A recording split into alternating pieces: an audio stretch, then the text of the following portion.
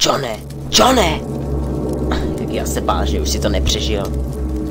Jak u tebe vybouchl ten granát. Byl si potom bezvědomý. V části City 17, když jsme zrovna bojovali, nás nepřátelé.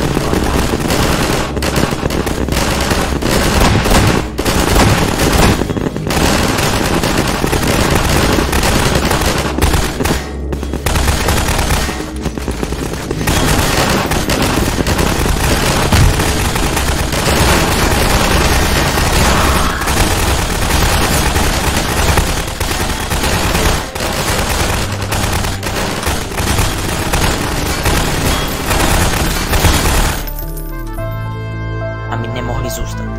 Nevěděli jsme, co s tebou je.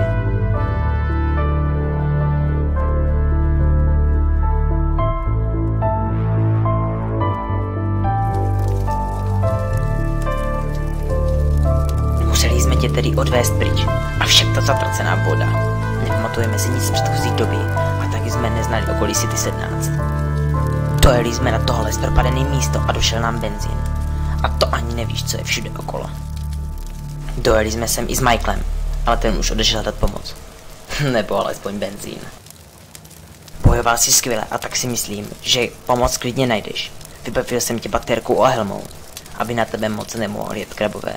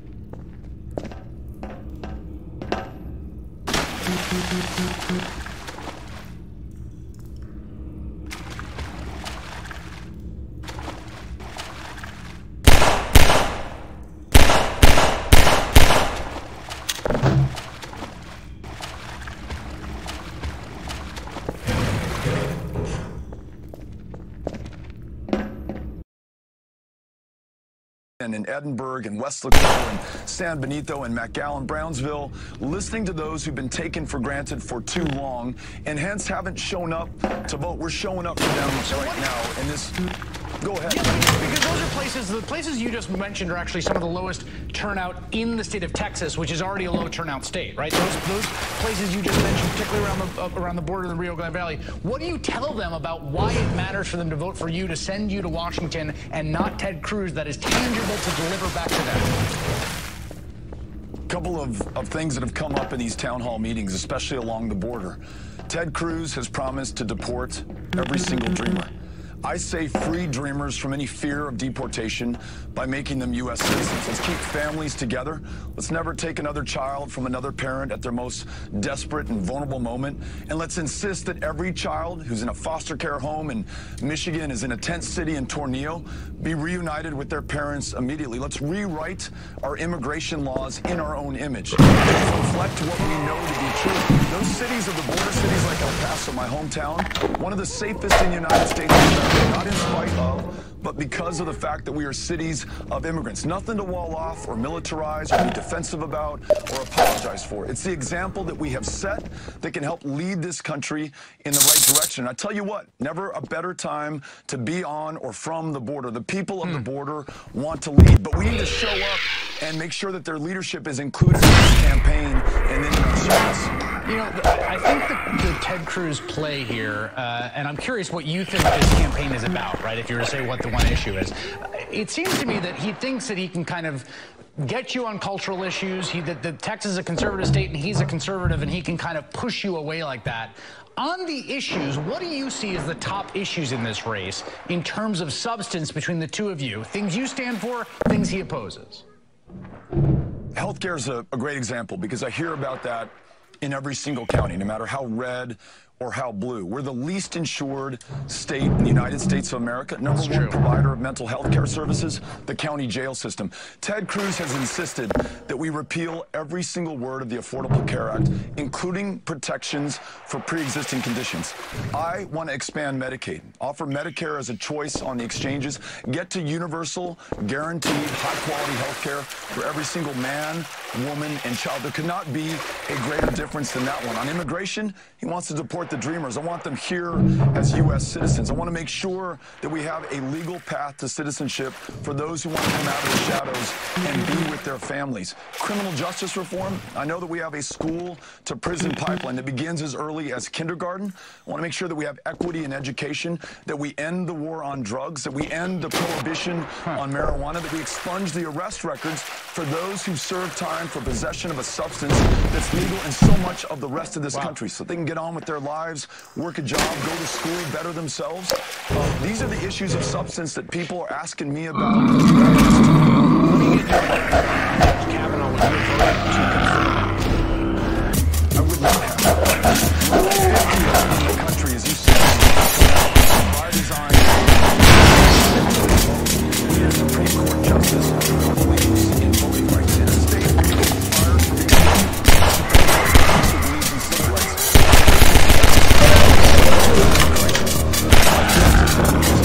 Everybody's right to make her own decision about her own body and have access to the health care that ensures that she can. He fails the bar on each and every single one of those tests. So the next justice to be nominated can only be confirmed if he, or importantly she, can meet those qualifications. I want to make sure we put precedent to that bar for each and every single one of those issues. Congressman Beto O'Rourke, whose voice shows you just how hard he's working. Thank you very much for making time. Thank you for having me on. Appreciate it. Coming up, renewed questions about connections between a Russian bank and a Trump court. I'll talk to one of the reporters that originally was so provocative and the data behind it so murky that a lot of people, including us at All In, decided to keep our distance. It did not help that on the same exact day Slate published that story, the New York Times printed this misleading and now infamous headline: investigating Donald Trump, FBI sees no clear link to Russia. Now, almost 2 years later, with the mystery of whether the Trump campaign criminally conspired with Russia still unsolved, the New Yorker is revisiting the story with an extensive investigation into that drug trafficking, consulting with experts who ruled out almost every benign explanation for context between a Trump server and a Russian bank. And after a group of computer scientists analyzed the data, one of them told the magazine, quote, "We decided this was a covert communication channel." Franklin Foer originally broke that story back in 2016. He's now national correspondent for The Atlantic. Natasha Bertrand is a staff writer for The Atlantic, covering national security and the Mueller investigation. Frank, let me start with you. You wrote a great piece sort of assessing the New Yorker piece and reflecting back on 2 years ago. And I remember that piece. I was like, this is crazy, but also I don't know what to make of it. And also everyone's denying it. What do you learn? How has the story advanced in the 2 years since you first wrote about it?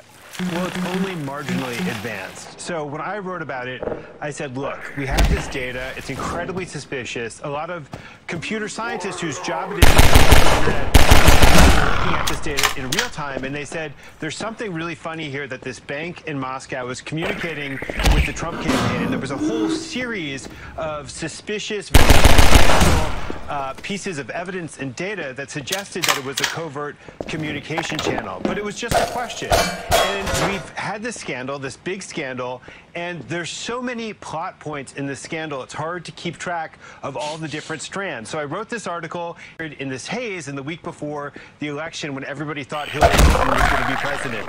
And nobody really returned to it until, except for the fact that behind the scenes, there were other teams of computer scientists, other investigators, other people in the Senate who were saying this data is suspicious, we need to interrogate the data more. And fortunately, it's 2 years later. Filkins, a great reporter, has revisited. He's ruled out other innocuous explanations for the communication between these servers, but we still don't know a lot of the fundamentals about the story. Yeah, that part of it, I mean, there's a lot of stuff. There was a response saying, oh, it could be this, oh, they were pinging, it was a mass marketing email, it was this, it was that, which I think I remember at the time I was sort of persuaded by. Again, this is all technical, like, I don't know, the DNS lookups. Filkins does a pretty good job of knocking that down. And mysterious, Natasha. So there's the Trump domain. It had been shut down. The story. They contact the Alphabet, which is the domain gets shut down after the Times contacted Alpha Bank's representatives, but before the newspaper contacted Trump. Max, who's one of the computer scientists, it's an alias, says that shows a huge error. That is pretty weird. I mean, what more evidence do you need? It's very, very obvious, and it's really Occam's razor here. The fact that we still have not been able to rule out covert communication channel to no one has come forth with a formal explanation for why this was happening, why one of the 3 organizations communicating with the Trump server in those months leading up to the election is just completely remarkable. And I think the fact that Frank's story got overlooked or criticized as much as it did, and the fact that now it's being revisited and you have the editor of the New York Times saying that there, was a story there, just shows the lack of imagination, really, that we were operating with in the months leading up to the 2016 election. I mean, at that point, to see Frank's story come out on October 31st, to see the story about the Steele dossier, which was also published on October 31st and which no one paid attention to because they just could not believe that this actually had any merit, I think is and the fact that we now are still revisiting those 2 things, the Steele dossier constantly over and over again, and these questions about the alphabet communication, it just shows how far we've come and how much our imaginations have grown with regards to what the Trump campaign and Russia both were capable of in the election. And yet, Frank, to your point, also about how much we don't know still. I mean, that's what's sort of maddening about the whole thing, right? There's just tantalizing detail after tantalizing detail. There's all sorts of ways we know the Russians were trying to get the Trump campaign. There's all sorts of ways we know the Trump campaign was deceptive. There's all kinds of connections. Like the fundamental truth of what transpires is not presently known. Right, so we have all this evidence, this deep, rich evidence of the various characters in this saga. We have the most Trumps and the people around the Trumps who were willing to collaborate with the Russians, wanted to collaborate with the Russians.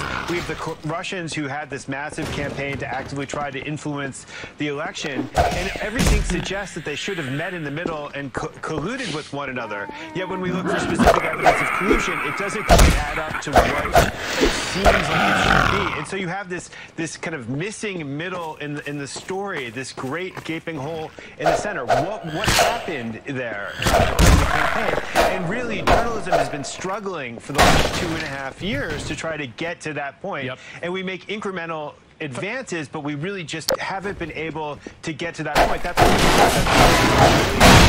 and then all these should be answerable given what he's got to work with, including Michael Cohen and Paul Manafort. Finally, Natasha, do you expect that they are still doing their thing over the Mueller team and we will hear from them more after the election? Oh, absolutely. I think the consensus now among people who are familiar with Mueller's kind of MO is that he's keeping a low profile before the election because he doesn't want to commit the kind of, grave sin that Comey committed before the election with the Hillary Clinton email investigation. So I think that this investigation is far from over. And I'll just add with regard to the idea that we really don't know still what's going on between the Trump Organization server and Alpha Bank. Alpha Bank has a real knack for making reporters feel like they are the crazy ones. So if they're, and trust me, I'm saying that from personal experience, it's very litigious. And so the reason I think, part of the reason why there's been such obstacles to reporting this story out is because Alpha Bank has made a concerted effort to preserve their image here in the United States and in the West, and that's a big problem for journalists trying to uncover the truth. All right, Franklin Four and Natasha Bertrand, thank you both. Still to come is Nikki Haley, big one tonight on Twitter yesterday that hashtag trending nationwide for hours, but it was not because there was some new movement starting. It was our reaction to a single tweet, a photo of a sailor posted by his mother, quote, "This is graduated #1 in boot camp." He was #1 in boot camp. He respects women. Due to the false sexual accusations by radical feminists with an axe to grind. Hashtag him too. Hilarious, and that's thing 2 in 60 seconds.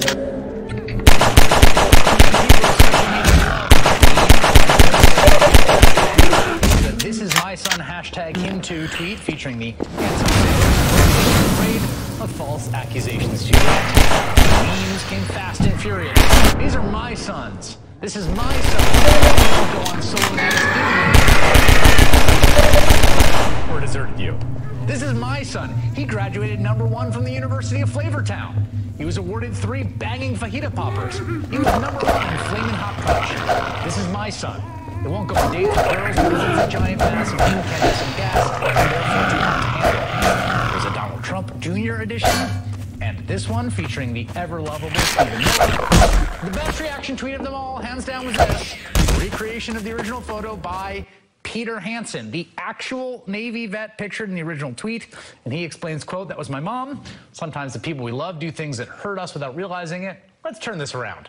I respect and hashtag believe women. I never have and never will support hashtag him too. I'm a proud Navy vet, capdag, and ally." Also Twitter, the meme game is on point. Has happened in 2 years with the United States on foreign policy. Now, the United States is respected. Countries may not like what we do, but they respect what we do. Part of the job of being the Trump administration is telling obvious, ridiculous lies. So UN Ambassador Nikki Haley, in announcing today she would be leaving her post at the end of the year, spoke of how respected we are as the Trump administration for 2 years. While a new Pew Research poll shows how America's international image has actually taken a beating. Confidence in Trump stands at just 29%. No confidence, dropping 70%. Plurality says the U.S. is doing less to help address major global problems. And 70% say the U.S. does little or nothing to take into account the interests of other countries. You know who is feeling good about the Trump administration? The despots of the world who have been given an explicit green light to do whatever they want, including our close allies and friends, the Saudis, who the Trump administration has completely, thoroughly embraced, basically giving them carte blanche, even as they go about starving the people of Yemen. And now the Saudi government, it appears, may have murdered and possibly dismembered a Saudi dissident and U.S. resident who writes for the Washington Post named Bilal Khashoggi. He disappeared from the Saudi consulate in Turkey a week ago and has not been seen since. From Washington, I'm Mehdi Hassan, who's a columnist, senior editor podcast Deconstructed.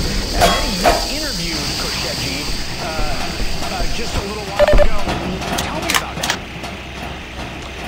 So this is a Saudi journalist, Chris. This is not some, Democrat, opposition member, dissident. He was a Saudi journalist, respected in Saudi Arabia, a former advisor to Chris. And he started writing articles critical of MBS, of Mohammed bin Salman, the crown prince, de facto ruler of Saudi Arabia. Because he was being told he couldn't write certain things. He was told he couldn't tweet. He was worried about freedom. Washington Post columnist. I interviewed him a few months ago on my show that I do on Al Jazeera English, and we kind of joked in the green room, Chris, beforehand about his personal security, and MBS was in town at the time, if you remember, and I was joking about, how safe would he be with the crown prince around in the same city, and what's happened in recent days is horrific. This idea that he was murdered, maybe, but killed in a premeditated, deliberate fashion in Istanbul is still hard to get your head around, but it seems to be what happened. The details are that he went into the consulate in Turkey for his fiancée emerged. The Saudis say they're investigating it, but all of the circumstantial evidence seems to be that they did something. They say the CCTV of him going in, but not coming out. They have 15 Saudis arriving on that day, heading for the consulate. They have a convoy of cars heading to the airport. There's 2 jets, we learned today, 2 private jets came into the country carrying Saudis that then flew to Egypt and the UAE and then on to Saudi Arabia. And of course the Saudis are saying, well, you know what, he left. And then you say, well, do you have video footage of him leaving CCTV? Well, CCTV wasn't working. So that's convenient. The Guardian's reporting today, Chris, that Turkish consulate staff were told to go home that day. The CCTV has disappeared. I mean, it does point in one direction. The MBS, notoriously thin-skinned, Chris, took out this critic, a very mild critic, which means if he can do this to a Saudi national, a mild critic of his, on foreign soil, what hope does that leave for people at home who are trying to protest for freedom in Saudi Arabia? And then ask the Canadians, Chris. The Canadians did a mild tweet a few weeks ago about releasing political prisoners. The Saudis lost their minds, kicked out the Canadian ambassador, cut off all commercial ties. You cannot stand any criticism of this guy.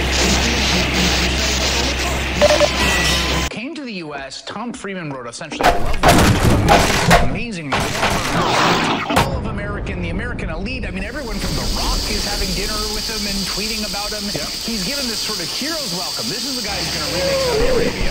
The Trump administration is clearly back to force where this is just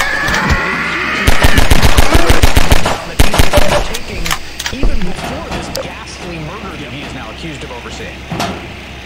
It's not just, as you say, this is going on. He rounded up women's rights activists and detained them. He's rounded up scholars, clerics, businessmen, economists. He rounded up his own fellow princes and basically did a shakedown, extorted them for money, billions of dollars. And yet he comes to the US, as you say, and you have Jeff Bezos, owner of the Washington Post, where Jamal Khashoggi wrote, laughing around and taking pictures with him. You have Oprah and Zuckerberg and the heads of Google and all the Silicon Valley, Johnson and Michael Bloomberg, Tom Friedman, all just, you know, sucking up to him. And I've not heard word from any of these liberals, forget the conservatives. Where is the We're waiting to hear any outcry from them about the crackdown or now the murderer. He came to JFK of the Middle East, when it turns out he's really the new Colonel Gaddafi of the Middle East. Well, and here's what strikes me about this. This is a very brazen thing to do. I mean, they know that they're not going to get up. They know that people will notice this, right? I mean, there's CCTV. The Turks are furious about this for obvious reasons. This was done on Turkish soil, even though it was in a consulate. It strikes me that this is this kind of thing.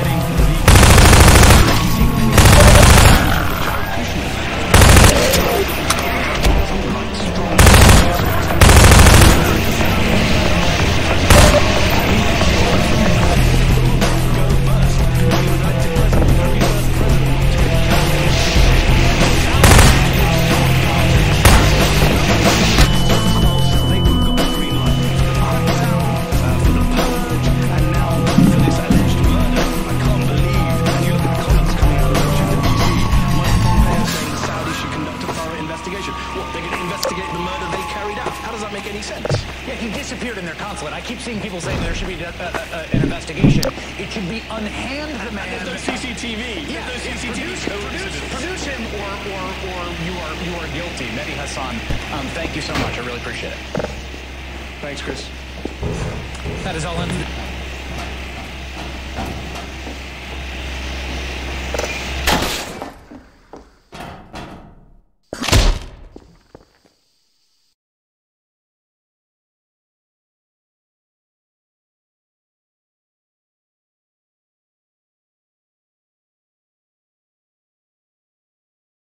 For shopping, there's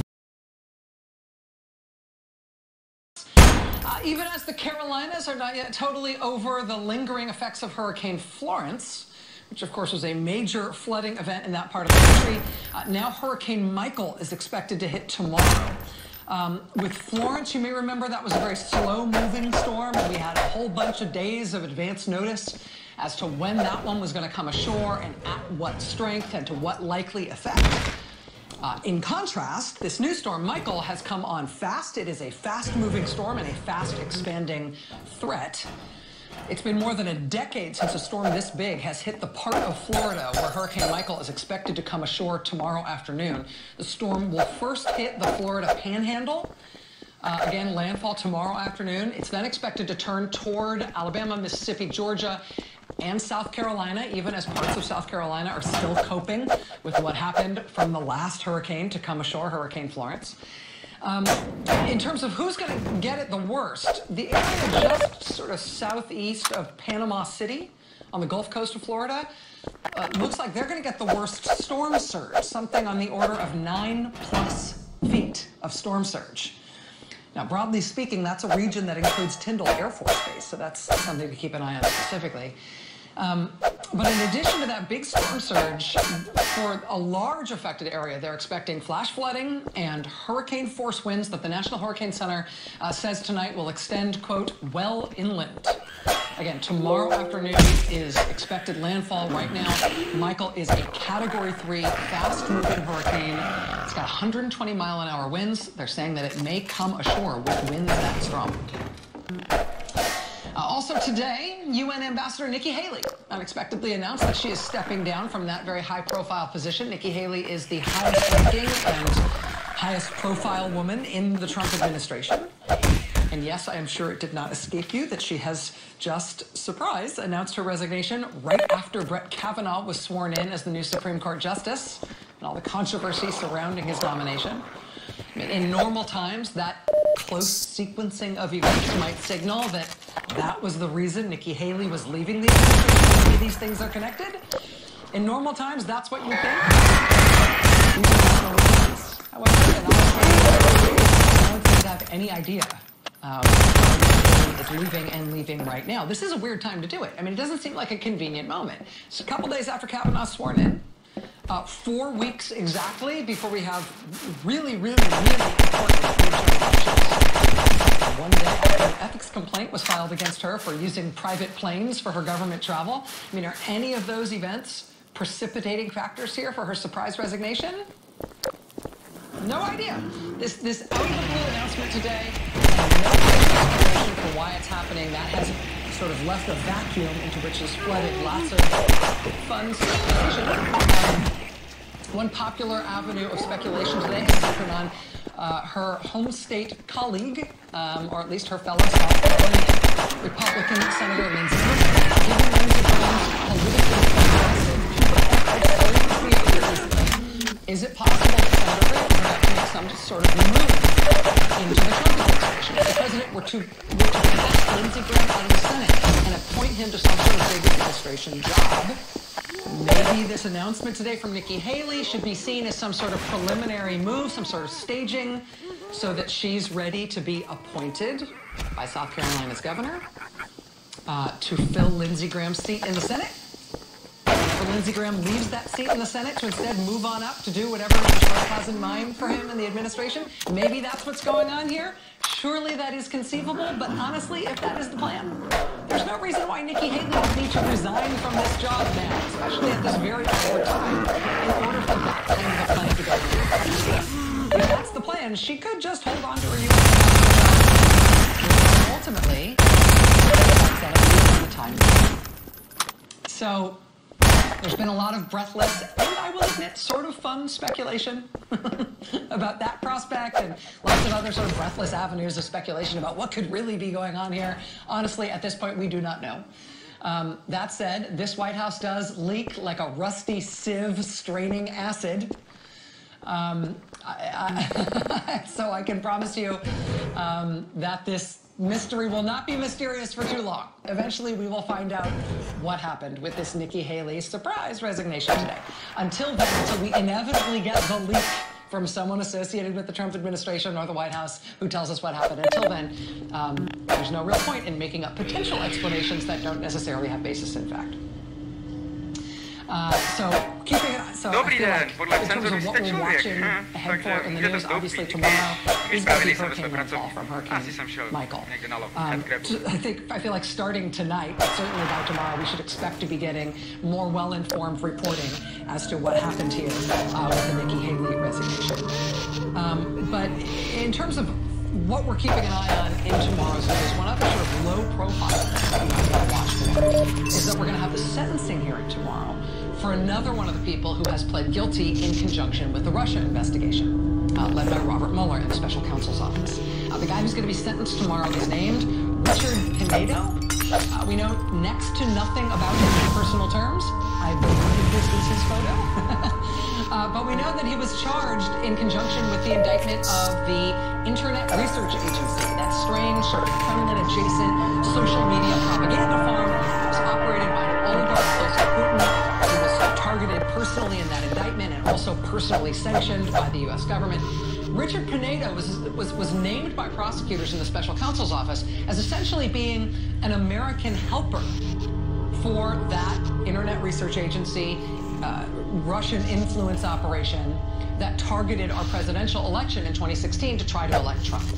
Mr. Pinedo, according to prosecutors, didn't help the Russians directly with their actual propaganda and these sort of psychological operations they were running on behalf of Trump.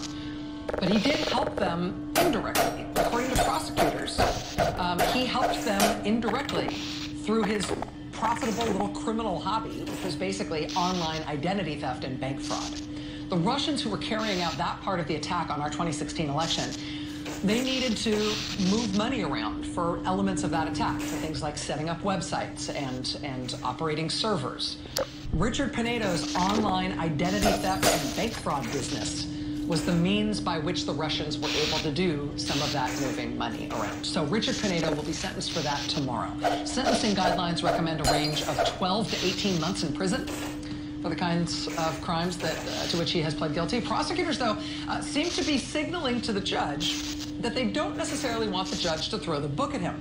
In their last substantive filing before tomorrow's hearing, prosecutors in the special counsel's office sort of went on at great length about the seriousness of the type of fraud and the type of theft that Richard Pinedo committed, but then this is how they closed their filing. Quote, at the same time, the government recognizes that since being confronted by law enforcement, Mr. Pinedo readily admitted his own misconduct and provided significant assistance to the government in its own investigation of the facts. For example, at the government's request, Mr. Pinedo promptly flew to the District of Columbia and answered questions posed by the government and acknowledged his criminal conduct.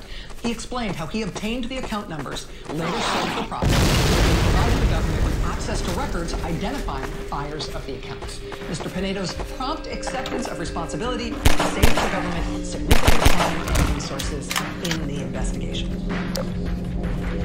In other words, it's okay if we don't lock him up.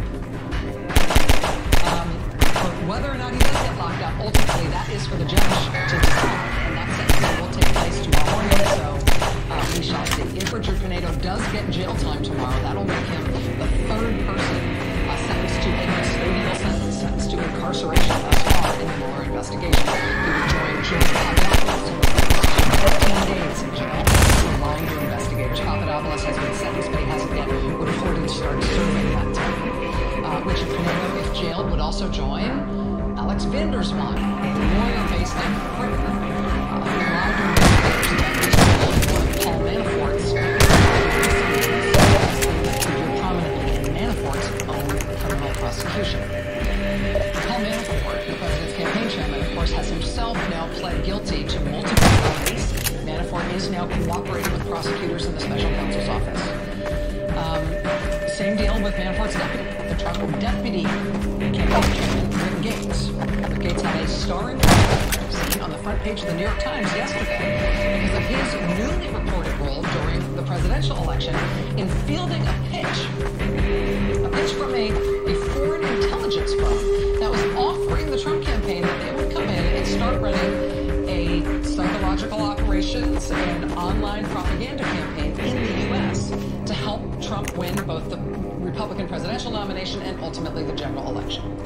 Now, Rick Gates, as Trump's deputy campaign chairman, he reportedly did not accept this pitch from this foreign intelligence firm. He didn't sign off on this effort. He didn't hire this firm to do this work for the Trump campaign. But of course, the reason this is on the front page of the Times, right? What is inescapable and powerfully interesting about this story now is that their pitch, the pitch from this firm to create zillions of fake online personas and to micro-target individual Americans with divisive and or fake information that would be targeted specifically to influence these American targets either toward Trump or away from his electoral competitors.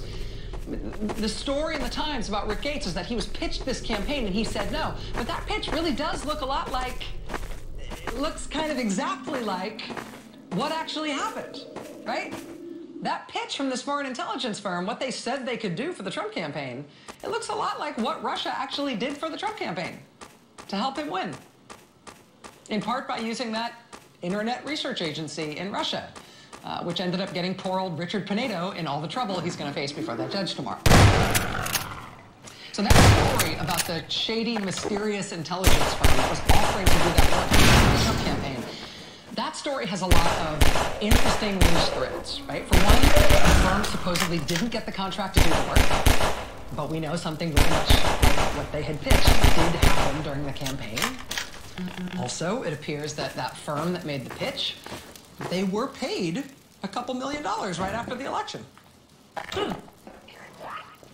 What were they paid for? Also, since coming to scrutiny, the firm appears to have dissolved into thin air. That itself, crazy, businesses go away, but it does add to the mystery here. This, however, I think is one of those mysteries that we ultimately will probably get to the bottom of. If only because one of the people involved in this very intriguing story, the guy who reportedly sent this firm a check for $2 million after the election, that guy who sent them the check, what was he paying for? That guy who sent the check is now a cooperating witness for Robert Mueller. Here he is with President Trump in happier times. His name is George Nader. He is an unusual figure in the Russia scandal. He has been convicted on child pornography and child molestation charges.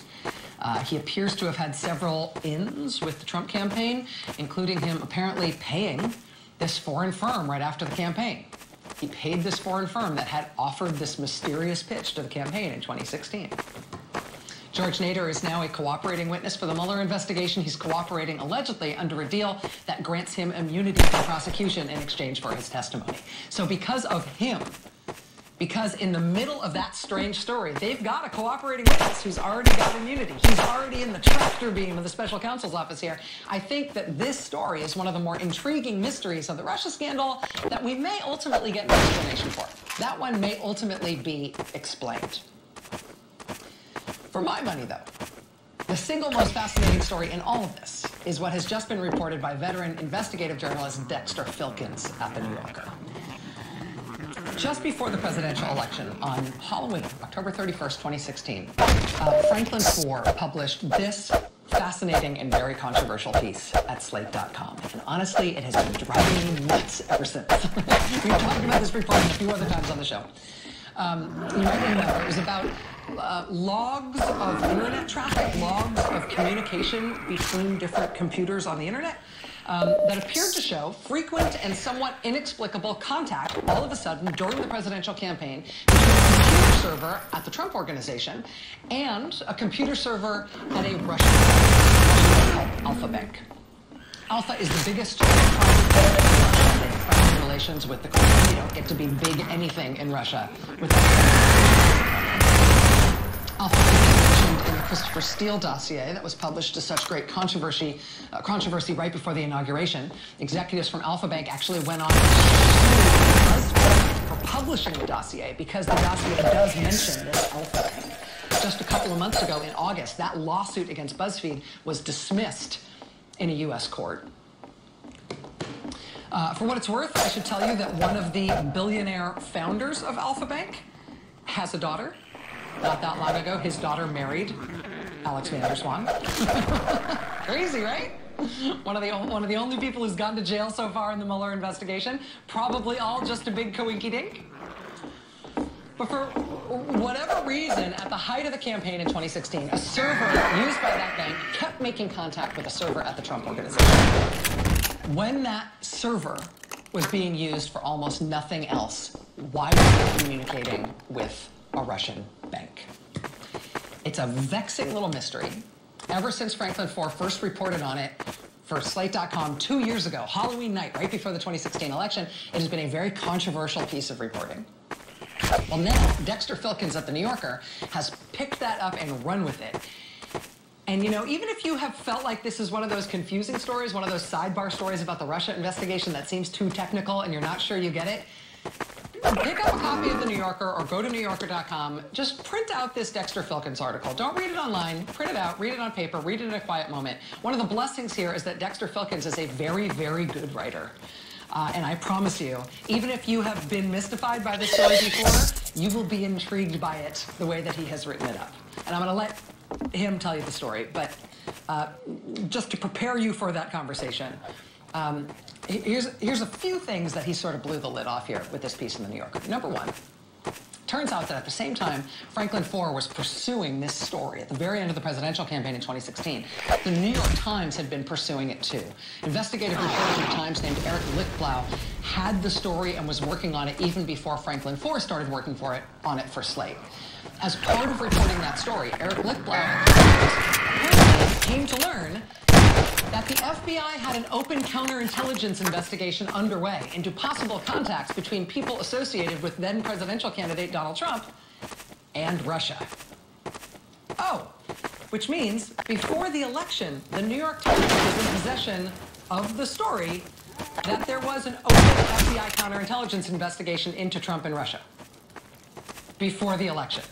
Did I mention that they knew this before the election?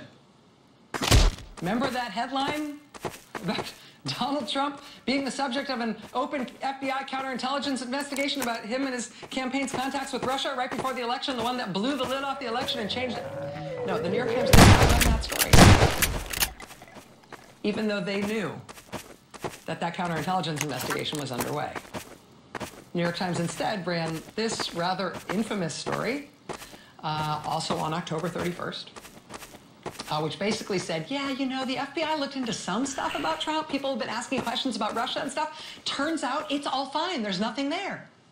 That's the story they ran on October 31st, when the Times knew at that moment, through its own reporting, that actually an FBI counterintelligence investigation into these contacts had begun and stood open. And they knew that directly because the FBI asked their own reporter, Eric Lichtblau, to hold off on some of what he had to report about this Alpha Bank thing because they were looking into it too, and they didn't want it to interfere with their ongoing counterintelligence investigation. So they knew. I love me the New York Times. As far as I'm concerned, the New York Times is the eighth wonder of the world. I do not want to imagine an America without the New York Times or with a lesser New York Times. But when it comes to how they handled the information that they had about FBI interest in the two presidential candidates in 2016, at some point there presumably will have to be a little bit of a come-to-Jesus moment about that, because that is a heck of a thing for the New York Times to have sat on and not published, especially given how dead the horse was they were aggressively beating at the time every day when it came to Hillary Clinton's emails. They knew Trump was the subject of a counterintelligence investigation at the FBI at the time. They didn't tell us. The Times has sort of apologized for that Halloween 2016 story since it ran. They've never run a correction. They sort of explained that their own disappointment in it. But now we know. The Times knew. Trump was under active FBI counterintelligence investigation before the election. They didn't publish it. The Times also effectively killed what would have been corroborating reporting from Eric Lichtblau on that strange thing about Alpha Bank and the Trump Organization servers, which Franklin Foer ended up reporting all on his own at Slate to so much controversy. These odd communications between a Russian bank server and the Trump server, their reporting could have corroborated that too. For this New Yorker piece, Eric Lichtblau told Filkins, quote, "Not only is there clearly something there, but there's clearly something that someone has gone to great lengths to conceal." That's not what the Times published, but that's what their reporter found. Dexter Filkins also, for the first time, explains in layman's terms what kind of communications, what kind of interactions between someone in Russia and someone at the Trump Organization might have produced the kind of internet data that led to all of this reporting. And I will let him explain that in just a moment, because for me, that was kind of the aha moment. Finally, somebody has spelled out what this might have been. What would turn up looking like this in these internet logs? What kinds of communication, what amount of communication, what might have gone down here that produced this evidence?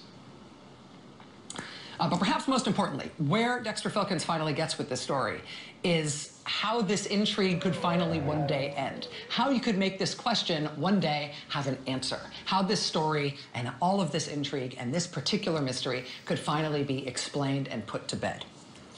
Quote, "This March, after Republicans on the House Intelligence Committee announced that they had found no evidence of collusion between the Trump campaign and Russia, the committee's Democrats filed a dissent, arguing that there were many matters still to be investigated, including the Trump Organization's connections to Alpha Bank. The Democrats implored the majority Republicans to force a company involved in the communication between the company and Send-In to turn over computer data that would help determine what had happened. Quote, those records could show who in the Trump Organization used the server. There would probably also be a record of who shut down the Trump domain after the Times contacted Alpha Bank for comment on its reporting. Send-In might also have records of any outgoing communications sent by the Trump Organization. Quote, but such a request for further investigation is unlikely to proceed as long as Republicans hold the majority. In other words, if there really was the story that's been so intriguing for 2 years, if there really was a secret line of communication set up between Trump Tower and Moscow during the election, when they tried to cover up, That could be sort of the missing link in terms of figuring out how involved the Trump campaign was in the Russian effort to interfere in the election on Trump's behalf. Right? And if anybody really wants to figure out whether that secret line of communication is there, it's doable. You could figure it out. They could probably do it with just a couple of subpoenas. And in fact, if Democrats win the House 4 weeks from tonight, it looks like Democrats are ready to go with subpoenas to get that information, which means we'd finally have an answer. Now, one does, of course, wonder if Robert Mueller and his prosecutors have already beaten the Democrats there, either before Dexter Filkins published this piece or since it has been out. But Dexter Filkins joins us next. Stay with us. The title of the piece is, Was There a Connection Between a Russian Bank and the Trump Campaign? New 7,000-word exploration of the Alpha Bank server mystery in terms of Alpha Bank's apparent computer communications with the Trump campaign, the Trump organization during the presidential campaign, written by the New Yorker's Dexter Filkins. Quote, Alpha Bank's computers were looking at the address of the Trump server nearly every day. There were dozens of lookups on some days and far fewer on others, but the total number was notable. Between May and September 2016, Alpha Bank looked up the Trump organization more than 2,000 times. But what was happening at this time? It was like watching an airplane fly by. Max, a computer scientist, said. And we thought, why the hell is a Russian bank communicating with a server that belongs to the Trump organization, and at such a rate? Joining us now is staff writer for New Yorker, full of surprising Mr. Filkins, thank you for being here. Thank you. Thank you. What was it about this history that made you want to revisit it a couple of years after the first reporting on this? Kind of like what you were just saying. I read that story on October 31st, 2016, and I was super intrigued by it. And I thought, like, you could see a little bit, but not a lot. And then it went away. I mean, the story kind of vanished and I was kind of haunted by that story. And then what happened was, after the election, a couple of Democratic senators got to the computer scientist and then brought him together with an investigator who was mentioned in my piece, Dan Jones, and said, can you guys get some computer scientists together and take some time and look at this again and see if you can reach any conclusions. To me, so I got to take a look at some of this. I got to talk to the scientists, the data. They wrote up a report. I have the report. So I was able to kind of, took a long time, but I was able to do a deep dive into this very vexing question. One of the things that's very helpful about, I mean, we are blessed as a country to have journalists as talented as you and for writing about this, because no, it's a difficult thing, and the storytelling ability around a story like this is very important because it's hard to get at the core of it unless you're great with words. That said, for me, the aha moment in your reporting was some of the stuff about the New York Times and what they chose to publish and not before the election, but also what you explained about what this might have been. You go through a lot of the scenarios about some of the innocuous explanations for what this could have been. It could have been spam, it could have been sort of internet noise, it could have been all these other things, none of which seemed to fit. And then you said, well, here's some things that might fit. Yes. What, in that case, you said it's not email, but it would have been other kinds of basically sort of simple communication between somebody at Alpha and somebody at Trump Organization. Yes. And what the computer scientists that I talked to said was, this isn't the way you would do this. This isn't very sophisticated. We think this was an ad hoc system, something they'd used before, and they thought, you know what, let's just communicate that way. And this is just a theory. And so they tried to imagine what was actually happening, because it wasn't any of the things you just mentioned. It wasn't spam, it wasn't malware, it wasn't email. So what was it? So they thought that, for instance, maybe it was something called foldering. You type a draft and you don't send it, then somebody else can sign on, read the draft, get another draft, and you can do that. So the email never goes anywhere. It never goes.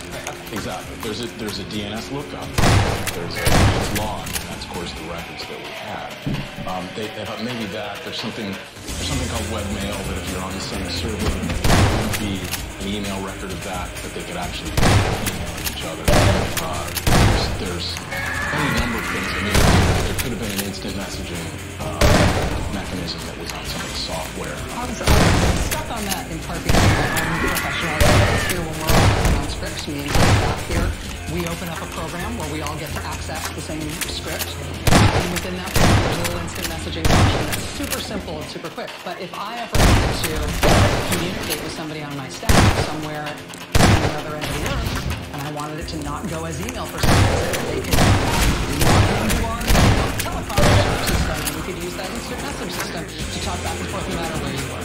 That sort of communication, I believe, is the kind of trail that these people not for do lead to an aspect. So the content of the communication.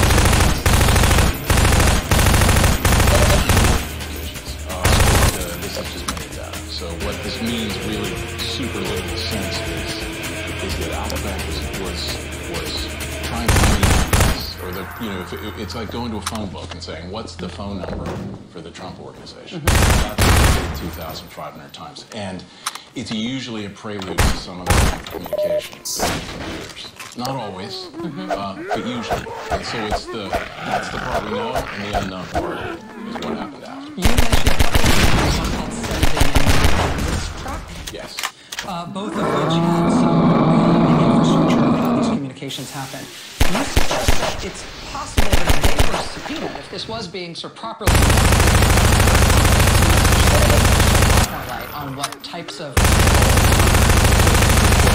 So the way it worked was the Trump organization kind of farmed out the marketing for its travel business, its hotels, to Sendine, which is in Sendine hired a company called ListTrack in Pennsylvania to send out emails, basically mass market emails. That server wasn't sending out, starting in May 2016, it wasn't sending out mass market emails for the Trump organization. That's kind of when the mystery begins.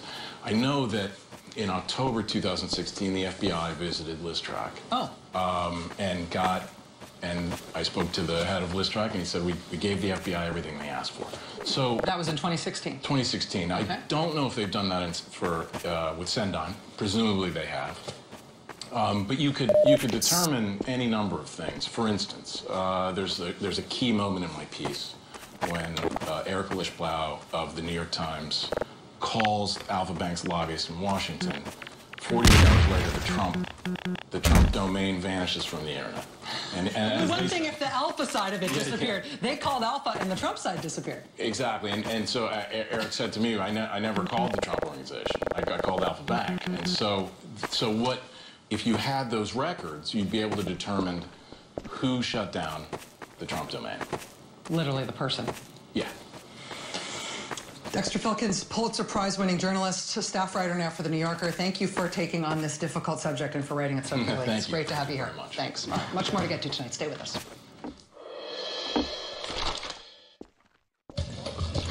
How much horsepower?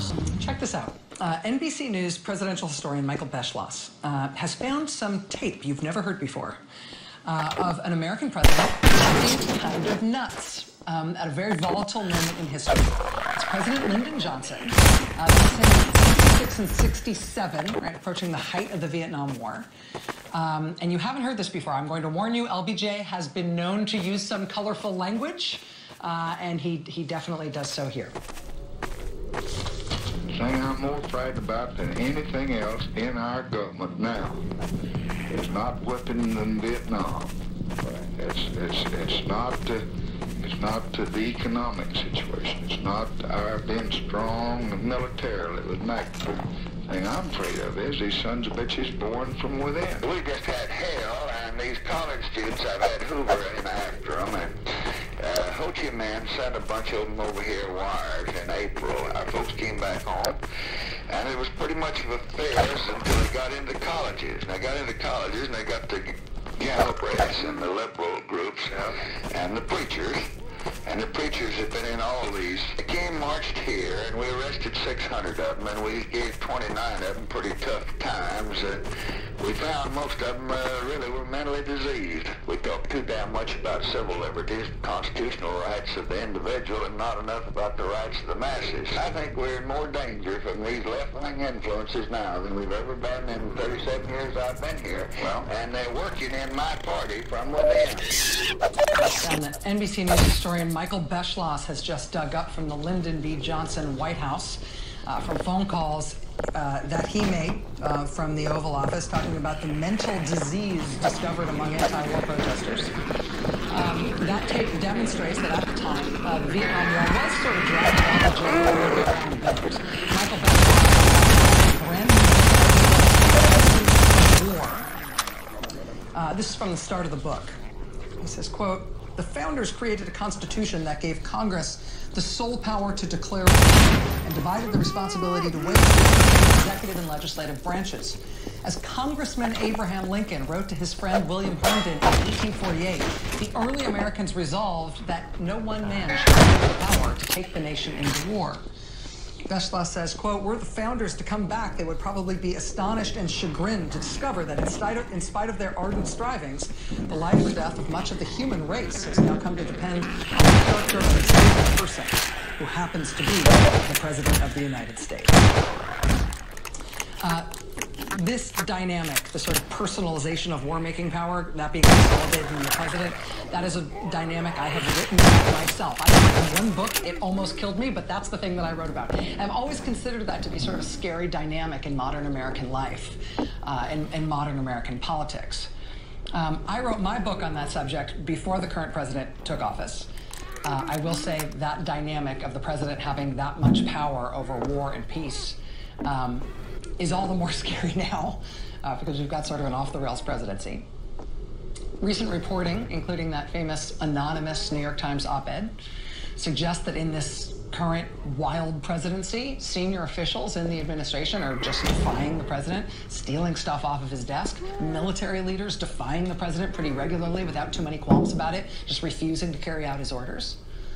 And in a way, because it's this president, that's being seen by some people, and I think it was intended to be seen by that anonymous op-ed writer as a good thing, right? Something that should make us feel comforted. Don't worry, the president's not really in control. It'll be okay because of that. Maybe that shouldn't be as comforting as it's intended to be, though. One of the things Michael Beschloss discovered in writing his new book is that as crazy as Vietnam made LBJ, and honestly, it made him a little bit crazy, even still, he was strong enough and savvy enough as president to kibosh it, to throttle it, when his generals, including his commanding general in Vietnam, decided that the U.S. should prepare to start dropping nuclear bombs on Vietnam. They came up with something called Operation Fracture Jaw. That was their plan to get nuclear weapons into Vietnam. That plan was set in motion. You can now see in this document that Beschloss points us to. Set in motion February 10th, 1968. The top American military in Vietnam, General William Westmoreland, telling the American commander in the Pacific that Operation Fracture Jaw, which again is get nuclear weapons to Vietnam, that had been approved by him. You see the right quote, approved by me. February 10th, 1968. That same day, LBJ was briefed on the plan. And then, 2 days later, a new notice went out regarding Operation Fracture Jaw. Look at the first line. Quote, discontinue all planning for Fracture Jaw. Also, make all of the material about Fracture Jaw secret. Place all planning material, including messages and correspondence relating thereto, under positive security. So LBJ not only kiboshes the nuke Vietnam and fast. It goes from approved to over and secret forever within 2 days. He takes action to make sure nobody even has any idea that this was even ever considered, because he did not want the American people to know that this was even a potential option. Even as addled and paranoid and nuts as Johnson was because of Vietnam at this point in his presidency, he still had the wherewithal and the savvy to shut that plan down when that bubbled up from his generals. Who would you rather have been in charge in that situation? The generals or the somewhat crazy president? Who would you trust to do the right thing now if that kind of situation arose now? Great, Michael Beschloss joins us next. Stay with us. Whenever any big news drops out of this current presidency, one of the first people Americans want to turn to ask, has this happened before? Is this unprecedented? How freaked out should we be? One of the first people we always turn to is NBC News historian Michael Beschloss. In addition to being an invaluable, unending font of information about the American presidency, I have to tell you he's also a great friend of this show and a huge resource for us as we try to do little bits of history every now and again just to keep us all on even keel. We've got no better friend on this show than Michael for keeping us honest on that stuff. He's now written a new book, and it's one he has worked on for 10 years. It's called Presidents of War. In the course of researching this book, Mr. Beschloss went through and transcribed, among other things, 670 hours of tape from the LBJ White House, transcribed it himself. But LBJ is one of just 8 presidents who Michael Beschloss puts through the ringer in this new book, which again is called Presidents of War. And it's just out officially as of today. NBC News presidential historian. My friend, congratulations. I'm so okay.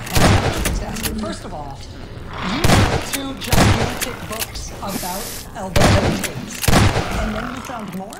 I mean, because your books before in the LBJ tapes didn't include a bunch of the stuff that's in here. Does it make you want to kill yourself? Something like that. Sometimes when I listen to it, and sometimes because, you know, LBJ, just as you were saying about Operation Fractured Jaw, he conceivably saved the world because, you know, the generals in Vietnam were thinking about using nuclear weapons in this little civil war. That could have gone nuclear, could have brought in Russia and China. Johnson was a hero for stopping all that. At the same time, just as you were saying, Rachel, you just want to throttle him because he was going a little bit crazy, and even more serious than that, he was beginning to take on certain authoritarian tendencies. He was abusing the FBI. If you were a columnist who wrote against LBJ in the Vietnam War, he would get the FBI to investigate you, and he'd get your FBI file out, and you would be in danger of him using that against you. And that is something I found with all these presidents of war, at least most of them that I've studied, which is that, you know, they get into a war, that's fine, oftentimes for the most admirable reasons. Oftentimes they sort of bring on repression and conversion. For instance,